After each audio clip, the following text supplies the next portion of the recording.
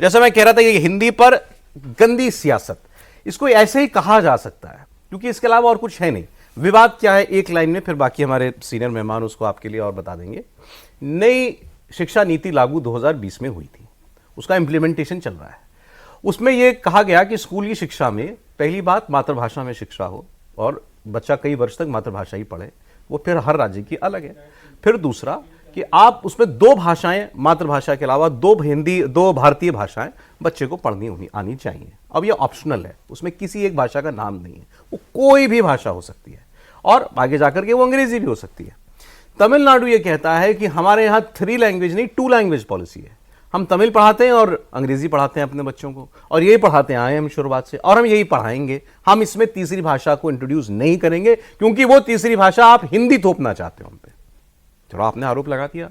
केंद्र सरकार के शिक्षा मंत्री जो इस शिक्षा नीति को इंप्लीमेंट करने का सूत्रधार हैं, वो बार बार ये बात कह चुके और इंडिया टीवी से मुझसे इंटरव्यू में कह चुके कि तीसरी भाषा या उन तीनों में से कोई एक भाषा हिंदी होगी ही, ऐसा कहीं नहीं लिखा है। मतलब हिंदी मैंडेटरी नहीं है। हमने सिर्फ इतना कहा है कि 3 ऐसी भाषाएं जो भारतीय भाषाएं हों वो आप पढ़ाइए। तो फिर इस पर तमिलनाडु की सरकार झूठ क्यों बोल रही है और पार्लियामेंट तक इस बात को ले जाना, कहना हम भाषा युद्ध के लिए तैयार हैं, कहना कि ये हमारी अस्मिता से जुड़ा हुआ है, बच्चा बच्चा जो है वो खड़ा हो जाएगा। तो ऐसा सेंटिमेंट क्यों क्रिएट किया जा रहा है जिससे आप एक राज्य में एक सेपरेटिस्ट टेंडेंसी क्यों पैदा करना चाहते हैं, इसकी हम लोग बात करेंगे।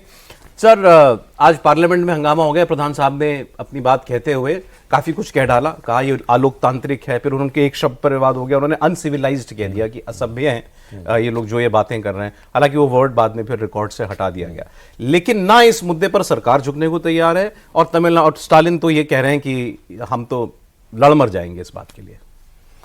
असल में स्टालिन के सामने समस्या ये है कि उनके सामने एंटी इनकम्बेंसी इतनी भारी रूप में खड़ी है कि उनको एक मुद्दे की तलाश है। आपको याद होगा पहले उन्होंने जो है नीट को लेकर विरोध किया, बड़ा लंबा विरोध चलाया, फिर यूजीसी के मुद्दे को लेकर जो है उस पर विरोध किया, फिर उसके बाद न्यू एजुकेशन पॉलिसी को लेकर, और न्यू एजुकेशन पॉलिसी का विरोध करें तो उससे लोगों को समझ में नहीं आता, तो हिंदी थोपना चाहती है केंद्र सरकार। ये मुद्दा वो बनाने की कोशिश कर रहे हैं। ये मुद्दा 60s से तमिलनाडु में है। CN अन्नादुराई जब पहली बार मुख्यमंत्री बने थे DMK के, तब से ये मुद्दा है हिंदी विरोध का। लेकिन तब से अब में तमिलनाडु बहुत बदल चुका है। तमिलनाडु से जो लोग बाहर जाते, देखिए कोठारी कमीशन बना था 60s में, तो उसमें 3 लैंग्वेज फार्मूले की पहली बार बात हुई थी।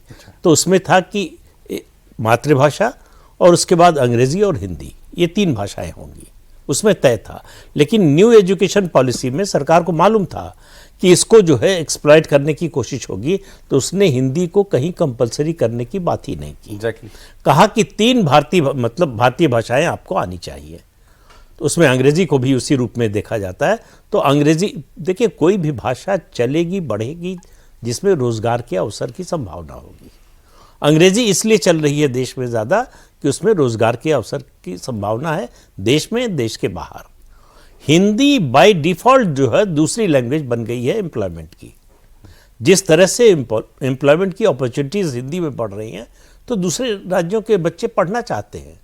और तमिलनाडु में ही जो प्राइवेट स्कूल हैं उनमें ये पढ़ाया जा रहा है। हाँ, ठीक है। वो रोक नहीं पा रहे हैं वहाँ पर, क्योंकि आप किसी को मजबूर तो पहले तो इलेक्टिव वो है ना लैंग्वेज, आप इलेक्ट करेंगे ना कि मुझे ऑप्शनल है ना। हाँ। तो जब आपको अगर आप कंपलसरी करती सरकार कि नहीं 3 में से एक भाषा हिंदी होगी ही, तब तो विरोध का मतलब समझ में आता। दूसरी बात, इतने दिन से बोल रहे हैं स्टालिन, आपको तमिलनाडु के किसी शहर में कहीं लोग सड़क पर दिखाई दे रहे हैं?